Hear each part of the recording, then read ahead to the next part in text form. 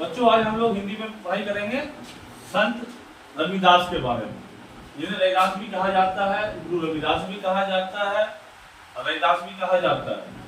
आज उनके कुछ कविताएं और चीजों पर पढ़ाई करेंगे। अलग अलग बोर्ड में, माध्यमिक में इम्पोर्टेंट है, एग्जाम में भी आ सकते हैं। तो पहला चीज बताते हैं, जन्म कब हुआ था। जन्म 1398 ईस्वी में हुआ था। रविदास जी का जन्म कब हुआ था? संत रविदास जी का जन्म 1398 में हुआ था। कहाँ हुआ था? उत्तर प्रदेश। उत्तर प्रदेश में कहाँ हुआ था? काशी में। कहाँ हुआ था जन्म का? उत्तर प्रदेश के काशी में। और पिता का नाम, माता का नाम, पिता का नाम रघु, पिता का नाम रघु और माता का नाम गुरबिनिया। पिता का नाम रघु, माता का नाम गुरबिनिया और मृत्यु हो गई थी इनकी 1518 में इनकी मृत्यु हो गई थी। और इनका मुख्य क्षेत्र रहा है वो पद और भजन पे रहा है। ये इन्हें समाज सुधारक के नाम से भी जाना जाता रहा है। ये बहुत ही अपने वक्त के उच्च कोटि के भक्त संत रह चुके हैं। और आप लोगों ने सबने पंक्ति सुनी होगी, बचपन से सुना होगा, मन चंगा तो कठौती में गंगा। ये इनका दिया ही सर्वश्रेष्ठ पंक्तियों में से एक है, जो पूरे ब्रह्मांड में हर जगह परिचित है। जब मन चंगा तो कठौती में गंगा, इन्हें का दिया हुआ है। तो चलिए इनके अलग अलग चीज जो बेसिक इंफॉर्मेशन आपको दे दिया। जब 1398 काशी में, उत्तर प्रदेश में, मृत्यु 1518। पिता का नाम रघु, माता का नाम गुरबिनिया और सबसे मुख्य लाइन जो है पंचकठौती में गंगा। तो आगे चैप्टर बहुत चैप्टर है, पढ़ाई करेंगे धीरे धीरे। अब यहाँ बात करते हैं इनके रविदास के व्यक्तित्व और उनके जो मुख्य विचारधारा थी उन चीजों बात करेंगे। कृष्ण करीम राम हरि राघव, जब लग एक न पेखा, वेद तुते पुराण पुराण सहज नहीं देखा। मैंने संत रविदास जी हमेशा एक पार ब्रह्म परमेश्वर में विश्वास करने वालों में से थे। उनका मानना था इस जगत में कृष्ण करीम राम रहीम सब एक हैं। अपने मानने पे निर्भर करता है। किताब कोई भी हो, गीता हो, पुराण हो, सबकी जो व्याख्याएं हैं वो समान है। सारे के सारे किताब और भगवान जनहित की ही बात करते हैं।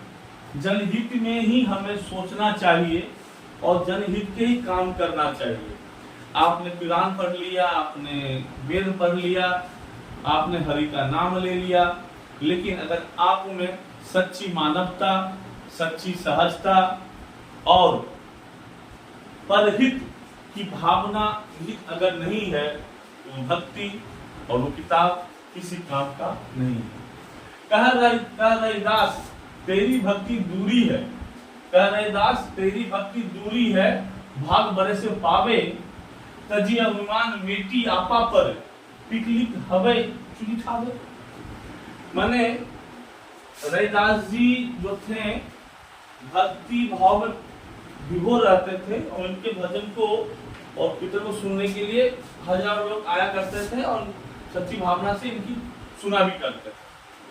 तो इनका रविदास तेरी भक्ति दूरी है, भाग भरे से पावे, तजे विमान मेटी आपा पर, पिपली हवे चुनी ठावे।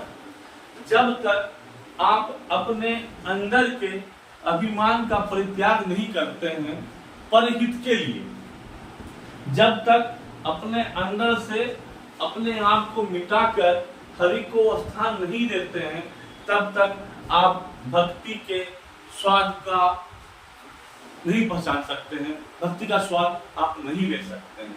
जैसे कि हाथी कितना बड़ा भी क्यों ना हो, हाथी कितना बड़ा भी क्यों ना हो, चीनी का एक दाना चुनने की शक्ति उसमें नहीं हो। शरीर भारी है, सूर बड़ा है, सब कुछ उसके पास है, एक चीनी के दाने की ताकत नहीं उसके पास है। लेकिन वहीं पे अगर हम किसी छोटी सी चींटी को देखें जो नर आंखों दिखाई भी ना दे शायद, वही पिपली, वही चींटी, पिपली जिसे कह सकते हैं, छोटे जो है निहित मात्र में चलते हैं, वो लेकिन उस चीनी को, उस शक्कर को ग्रहण कर सकते हैं। तो अगर आपको भी भक्ति भाव के स्वाद को चखना है, उस रस का पान करना है, उसे अगर आपको समझना है, तो सबसे पहले अपने अंदर से अभिमान को, अपने अंदर से अहंकार को, अपने अंदर से अपने आप की होने की भावना को मिटाकर प्रभु की भक्ति में लीन हुए इस अपने आप को निछावर कीजिए, तब जाके शायद आपको भक्ति भाव या हरि भजन का नाम या हरि गुणगान या हरि के स्वाद का अनुभव हो पाएगा। एक उनके रविदास जी में कहानी भी है, बहुत पुरानी है।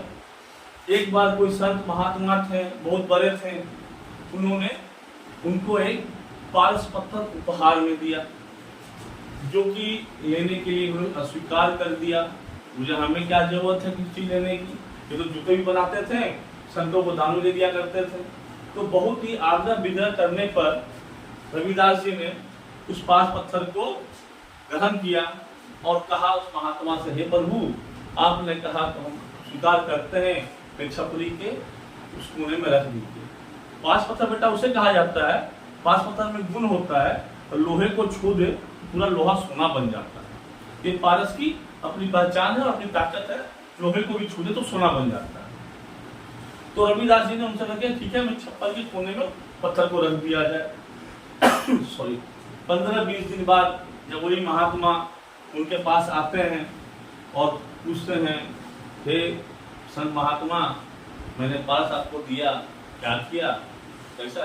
तो जहां तुम रखे गए थे वहीं पे, मैंने उन्हें उन चीजों की कोई लोभ या भावना या किसी पाने की इच्छा नहीं थी, सिर्फ और सिर्फ परहित और हरि का नाम अभिमान त्याग के लीन रहते थे, इसलिए आज उनका नाम संत रविदास भी कहा जाता है।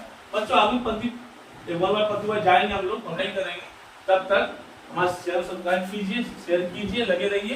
कमेंट में कोई पंक्ति के बारे में जानना अगर आपको है तो कृपया उस पंक्ति को कमेंट में डाल दीजिए, हम व्याख्या आपको दे देंगे उसका।